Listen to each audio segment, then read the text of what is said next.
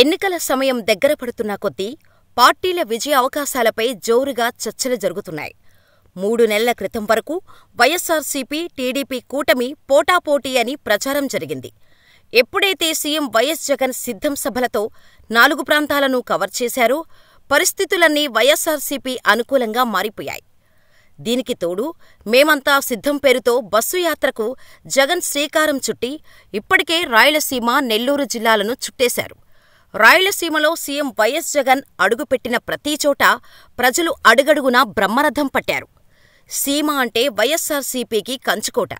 2014, 2019లలో కూడా తన హవా కొనసాగించింది.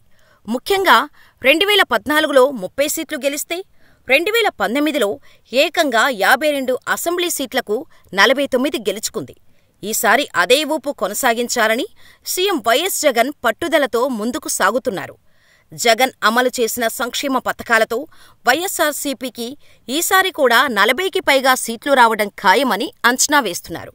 రాప్తాడులో నిర్వహించిన సిద్ధం సభకు లక్షలాది మంది జనం తరలివచ్చి తమ మద్దతును తెలియచేశారు. ఆ తర్వాత సీఎం వైఎస్ జగన్ తన పాదయాత్రను ఇడుపులపాయ నుంచే ప్రారంభించారు. గతంలో ఉన్న ఓటు బ్యాంకును కాపాడుకుంటేనే ప్రత్యర్థి పార్టీలోని నాయకులను చేర్చుకుంటూ ప్రజలతో మమేకమవుతూ సీఎం వైఎస్ జగన్ యాత్ర సాగుతోంది. నెల్లూరు జిల్లాలోనూ కొంతమంది నాయకులు పార్టీని వీడినా పెద్దగా నష్టం ఉండదని అంచనా వేస్తున్నారు. ఈసారి కూడా నెల్లూరులో మెజారిటీ సీట్లు కైవసం చేసుకోవటం ఖాయమన్న ధీమాలో క్యాడర్ ఉంది.